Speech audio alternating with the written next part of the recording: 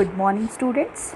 In the last class, we have started a new chapter in your class 11th economics, microeconomics, that is chapter 10, main market forms. Okay, so in this, we have studied the introduction of the market forms, what is the meaning of the market, what are the different elements of a market, in which we have studied there are 4 elements of a market, that is area, buyer and seller, product, and a competition. Okay, in the form of market structure, the structure of market is determined by the 4 factor, that is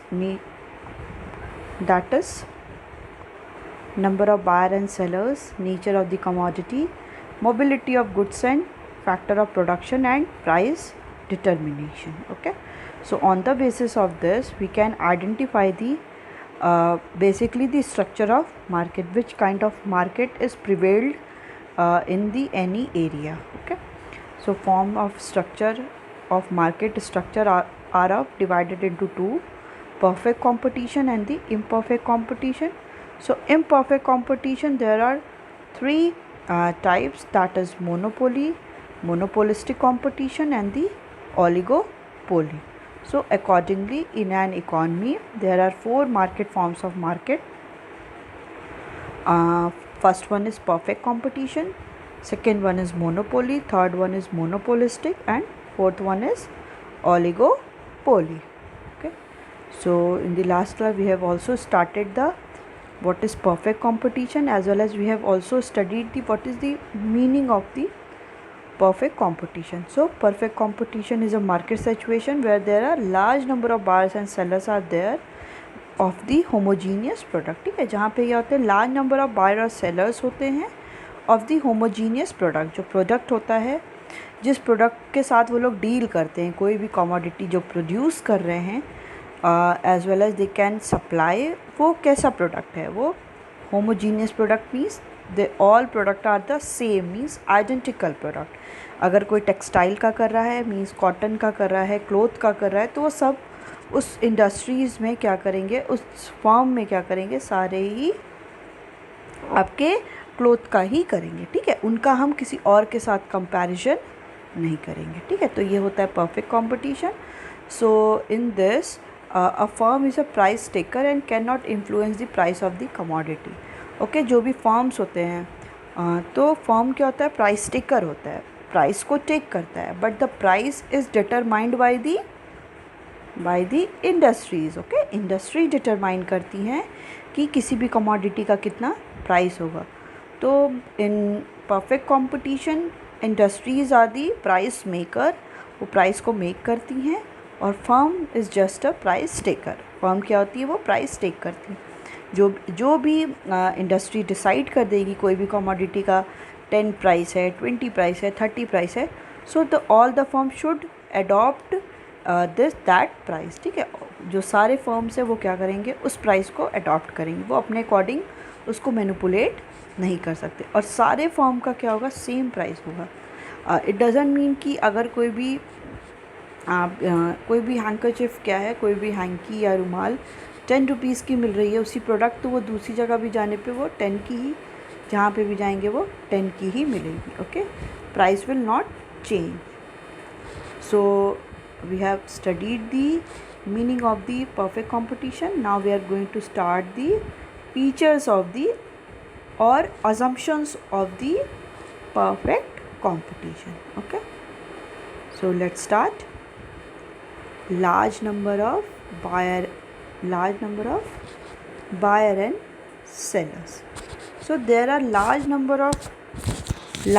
of buyer and sellers, but have no effect on price. It means that no single buyer or seller can affect the price by changing his demand or supply, as they all contribute very small proportion to the entire market. Okay, जो buyer और seller होते हैं क्या है, वो large number में होते हैं. So there are large number of buyer and sellers but have no effect on price. Okay, बहुत लार्ज नंबर में बायर और सेलर्स होते हैं, बट प्राइस पे उनका कोई भी इफ़ेक्ट नहीं होता है। It means that no single buyer और seller can affect the price by changing his demand और सप्लाई। इसका ये मतलब है कि कोई भी सिंगल बायर है या कोई भी सेलर है वो प्राइस में कोई भी चेंज नहीं कर सकता है by changing his demand and supply.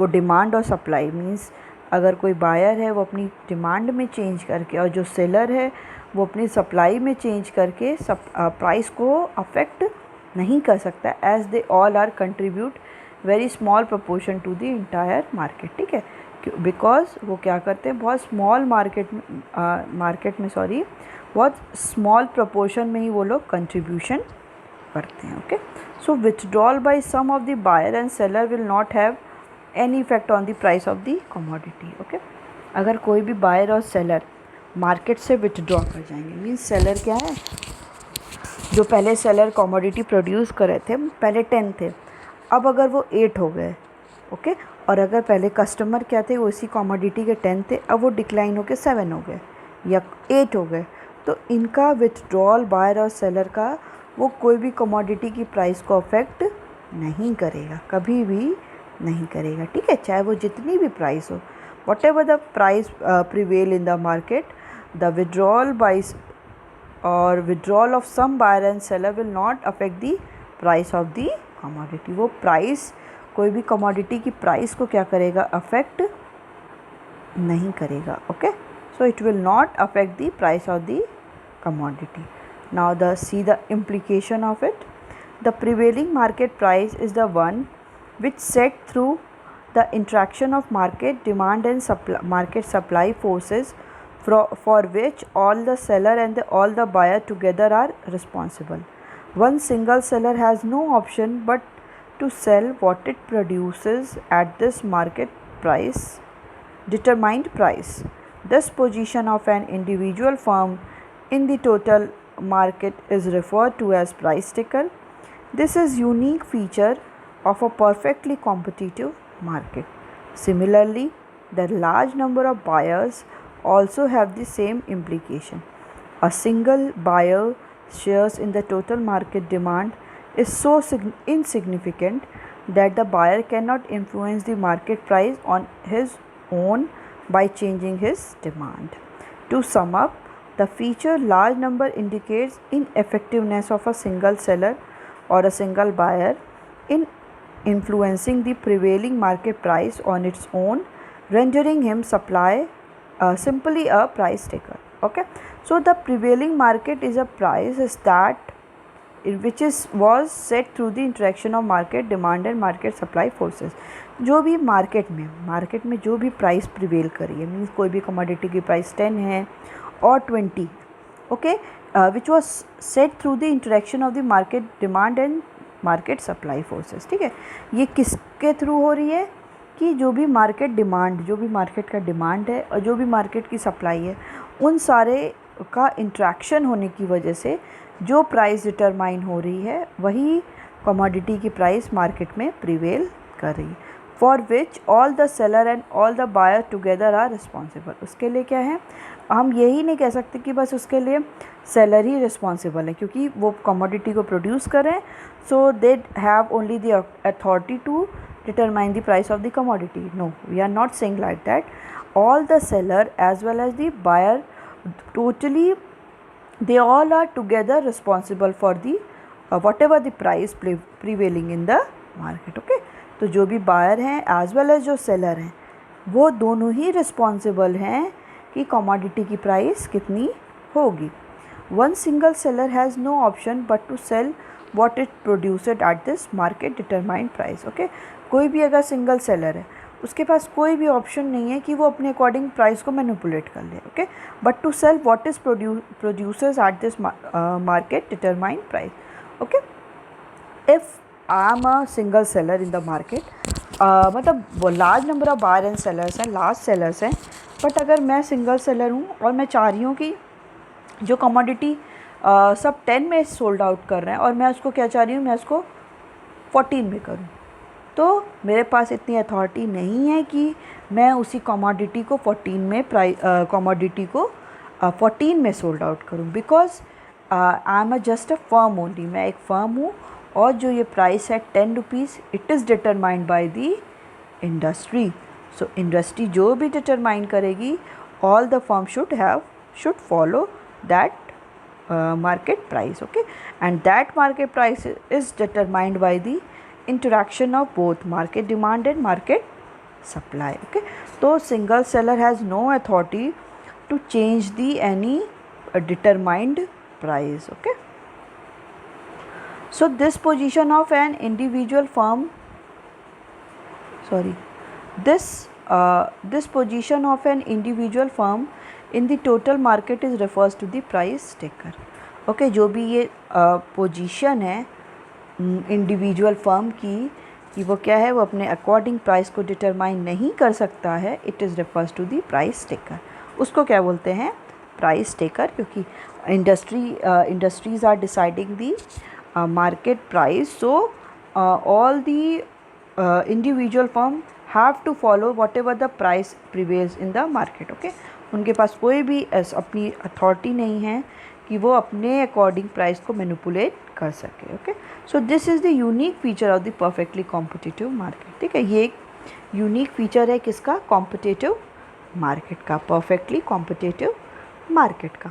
Next one is similarly the large number of buyers also has the same implication. ठीक है, अब we are talking about the large number of seller. Now a large number of buyer also has the same implication. उनके लिए भी same implication है.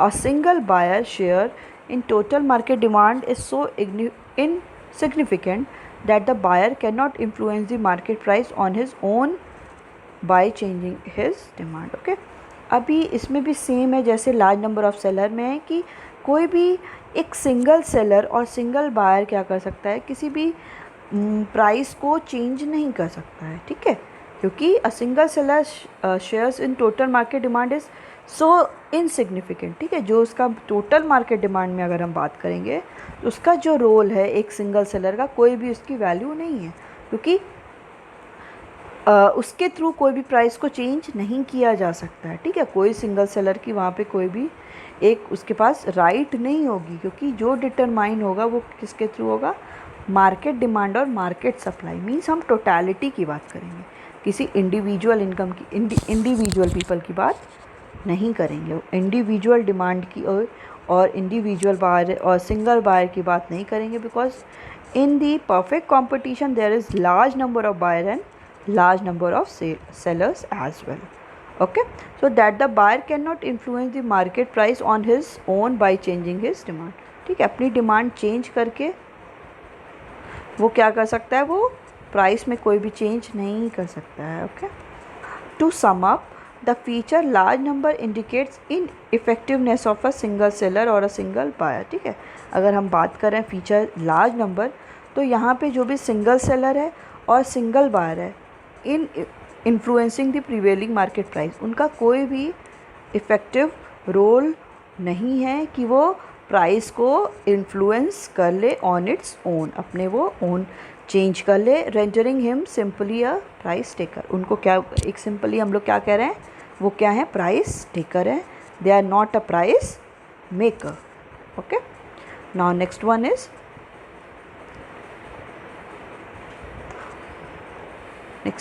homogeneous product.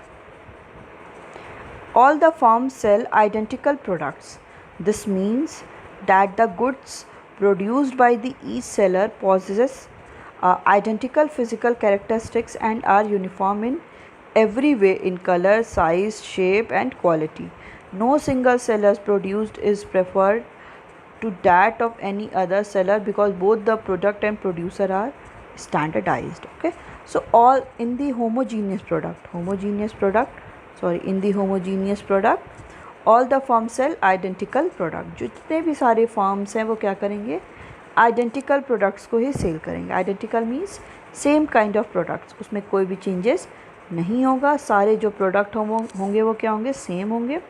This means that the goods produced by the each seller possesses identical physical characteristics. ठीक है, अगर जो भी goods produce हो रहा है हर सेलर के थ्रू, जितने भी सेलर हैं उसमें क्या है, आइडेंटिकल फिजिकल कैरेक्टरिस्टिक्स है. ओके, मतलब जो फिज़िकल कैरेक्टरिस्टिक्स भी हैं वो भी क्या है, आइडेंटिकल है। उनको हम ये नहीं कह सकते कि वो लोग अलग हैं, because sellers are producing the homogeneous product and are uniform in every way।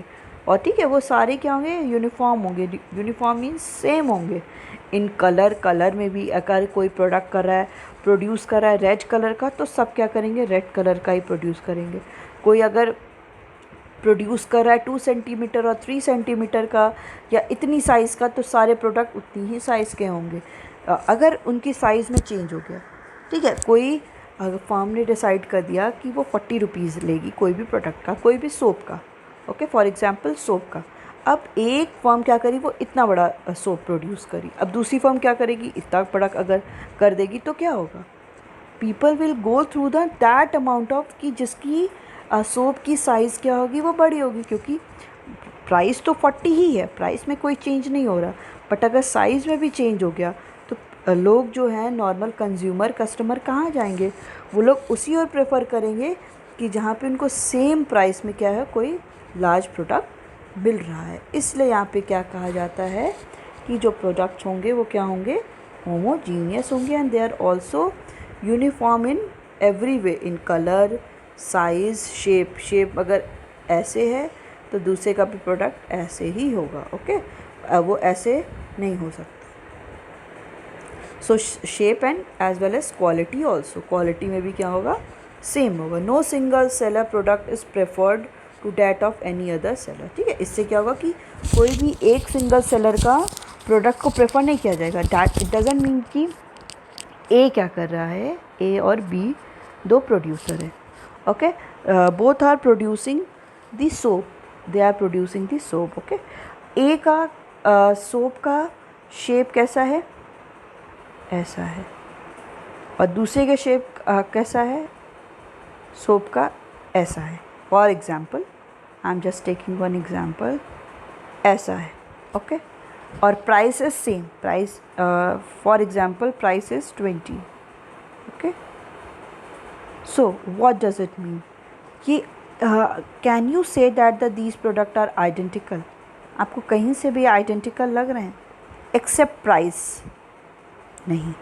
तो अगर ये क्या है, अगर इसकी साइज़ क्या है, छोटी है, और इसकी साइज़ बड़ी है, तो नॉर्मल कोई भी कस्टमर, एज अ कस्टमर हम लोग किसको प्रेफर करेंगे, एज अ कस्टमर हम लोग इस वाले बी के सोप को प्रेफर करेंगे। क्यों, क्योंकि 20 रुपीज़ ही देने पे हमें इतना बड़ा क्या मिल रहा है, प्रोडक्ट मिल रहा है। फॉर एग्ज़ाम्पल इसमें भी क्या है, इसका जो वो है प्रोडक्ट है, it is in red colour, और इसका जो प्रोडक्ट है वो है येलो कलर, ओके।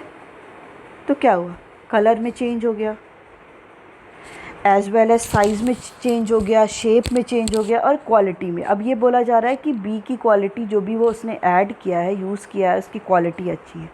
तो ये कहीं से भी होमोजीनियस प्रोडक्ट नहीं है ना।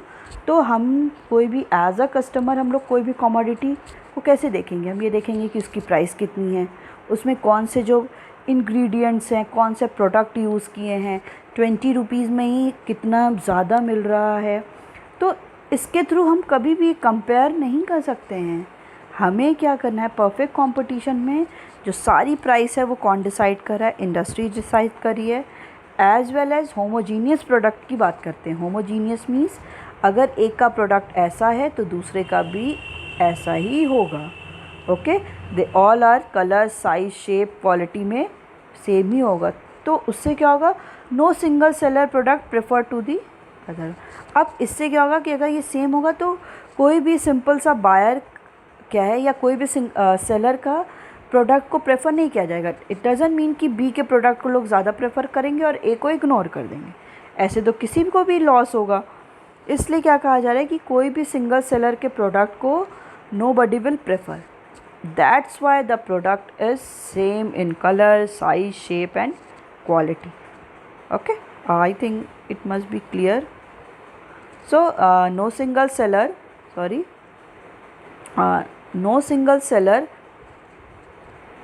no single seller product is preferred to that of any other seller because both the product and the producer are standardized. Okay, दोनों जो भी product हैं as well as जो producer हैं वो standardized ही हैं. Standardized means they all are applicable in every area. ठीक है, वो हर एक जगह पे क्या है, सेम ही अप्लाई होंगे. So implication of it, the implication of this feature is that since the buyer treat the product as identical, they are not ready to pay a different price for the product of any one firm. They will pay the same price for the product of all the firm in the country. On the other hand, any attempt by the firm to sell its product at a higher price will fail. To sum up, the homogeneous product features ensures a uniform price for the product of all the firms in the industry. Okay, yes, so the implication of this feature is that since the buyer treat the product as identical. Okay, तो इसका implication यही है कि जो भी buyer है, buyer के सामने क्या है, जो भी product है, they all are identical और resemble, means वो same है, कोई भी उनमें change नहीं है. They are not ready to pay a different price for the product of any one firm. ठीक है, एक ही firm के जो प्रोडक्ट हैं उसके लिए कस्टमर डिफरेंट प्राइस पे करने के लिए रेडी नहीं है.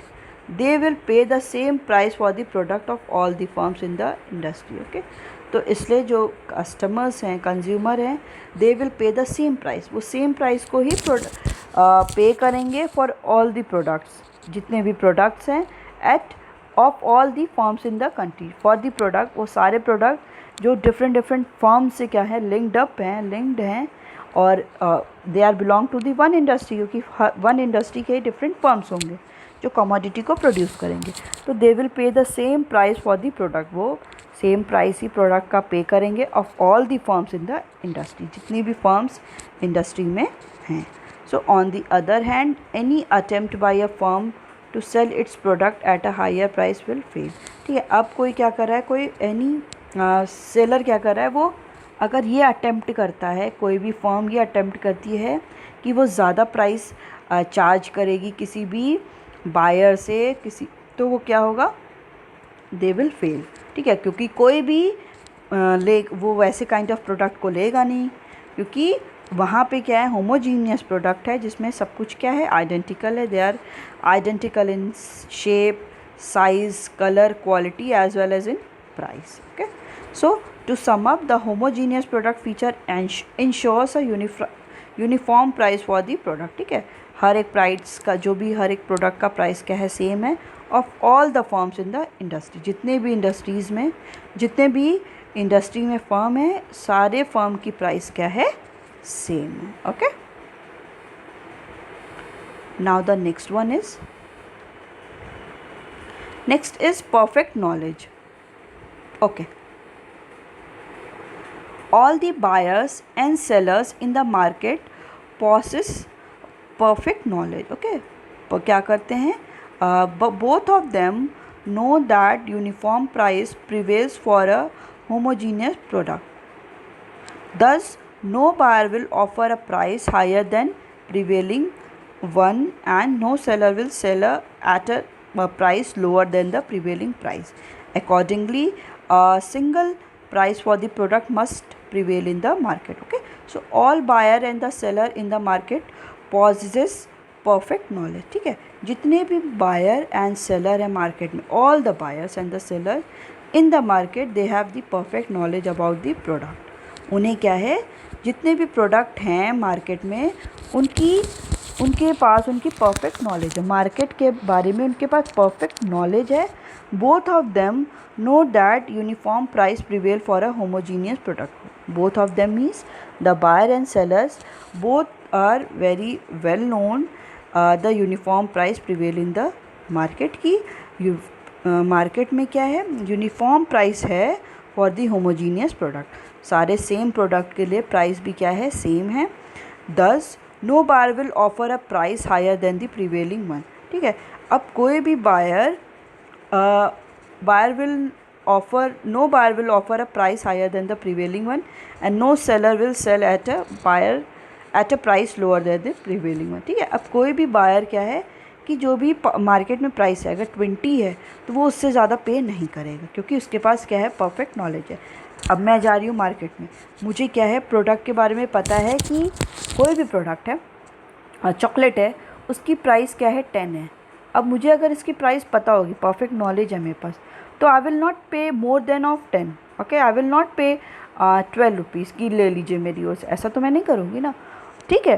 तो कोई भी बायर क्या करेगा, जो भी मार्केट में कोई भी प्रोडक्ट की प्रिवेलिंग प्राइस है वो उससे ज़्यादा पे नहीं करेगा। And no seller will sell any product below the prevailing price. और कोई भी सेलर का क्या है, अगर 10 रुपीज़ का है तो कोई भी सेलर उसको 8 रुपीज़ में नहीं सोल्ड आउट करेगा, क्योंकि उसके पास भी क्या है, सेलर के पास भी परफेक्ट नॉलेज है about the product, okay. So a single price for the product will prevail in the market, okay. तो एक सिंगल प्राइस ही क्या होगी, मार्केट में प्रिवेल करेगी, ओके। मार्केट में प्राइस कोई भी फ्लक्चुएशन नहीं होगा कि कोई प्राइस बहुत ज़्यादा है तो कोई प्राइस कम है, price will be identical in the market. So the implication of the perfect knowledge about the product market is that any attempt by any firm to charge a price higher than the prevailing uniform price will fail. The buyer will not pay high price because they have perfect knowledge. There is no ignorance factor operating in the market. As regard the knowledge about the input markets, the implicit assumption is that each firm has an equal access to the technology and inputs used in technology. No firm has any cost advantage. Cost structure of each firm is the same. All the firms have a uniform cost structure. Since there is uniform price, uniform cost in case of all firms, and since profit equals cost less price, all the firms earn uniform profit, okay. So implication of the perfect knowledge about the product market is that any attempt by any firm to charge a price higher than the prevailing price, ठीक है। अगर uniform और the perfect knowledge का main motive यही है कि अगर जो भी बायर और सेलर को क्या होगा, परफेक्ट नॉलेज होगा, तो कोई भी सेलर और कोई भी फर्म क्या कर सकती है, प्रीवेलिंग प्राइस से जो भी मार्केट में प्राइस प्रिवेल करी है, एग्जिस्ट करी है, उससे ज़्यादा वो बायर से नहीं ले सकती। अगर वो लेगी, they will fail in that sense. The buyer will not pay any high price, ठीक है। बायर क्या है, कोई भी हाई प्राइस पे नहीं करेगा because they have a perfect knowledge. उनके पास क्या है, perfect knowledge about the product. There is no ignorance factor operating in the market. कोई भी इग्नोर मीन्स कोई भी चीज़ इग्नोर करने वाली मार्केट में प्रिवेल नहीं करेगी, ऑपरेट नहीं करेगी। And as regard the knowledge about the product, as regard the knowledge about the input product markets, the implicit assumption is that each firm has equal access to the technology, ठीक है। ये knowledge ये है main कि input products, जो भी input market में जो भी रॉ मटेरियल, डिफरेंट इनपुट्स जो मार्केट है जहाँ पे फैसिलिटी प्रोवाइड होती है, the implicit assumption is that each firm has equal access to technology, ठीक है। हर फर्म के पास एक इक्वल एक्सेस है टेक्नोलॉजी। मीन्स ऐसा नहीं है कि किसी भी एक फर्म के पास बहुत ज़्यादा टेक्नोलॉजी है और किसी सेकेंड फर्म के पास बहुत less of the technology and inputs used in the technology, ठीक है। जो भी इनपुट्स यूज़ हो रहे हैं टेक्नोलॉजी में, जो भी एक्सेस है या एसेस है टेक्नोलॉजी की, वो क्या है, for all the firm it is equal. So no firm has any cost advantage. इससे ये भी नहीं है कि कोई भी फर्म को कॉस्ट एडवांटेज है, मीन्स कि कॉस्ट कम लग रही हो और रेवेन्यू ज़्यादा मिल रहा हो, ऐसी भी कोई चांसेस नहीं है। बिकॉज हर एक के पास क्या है, सेम टेक्नोलॉजी है as well as they are using the same inputs. So cost structure of each firm is the same. तो जो भी कॉस्ट जो वो लोग एनकर कर रहे हैं, they all are the same. All firms have a uniform cost structure. हर एक फर्म के पास क्या है, यूनिफॉर्म कॉस्ट स्ट्रक्चर है, मीन्स सेम कॉस्ट का स्ट्रक्चर है। मीन्स जो फर्म ए कर रही है वही firm B, C, D and so on, वो सारे ही सेम प्राइस चार्ज करेंगे। Since there is uniform price and uniform cost in case of all firms, ठीक है। सारे यूनिफॉर्म प्राइस भी है, यूनिफॉर्म कॉस्ट भी है all firms, and since profit equals to the equals cost less price, ठीक है, प्रॉफिट क्या है, इक्वल है जहाँ पे कॉस्ट लेस प्राइस है, so all the firm earn the uniform profit. So all the firm which are present in the market, they are earning the normal profit or the uniform profit or the same profit. जो A earn कर रहा है अगर वो 50,000 कर रहा है तो B भी 50,000 ही करेगा, तो uniform profit they will earn. Okay, so it's all about your today's class. We will continue further in the next class. Okay, thank you.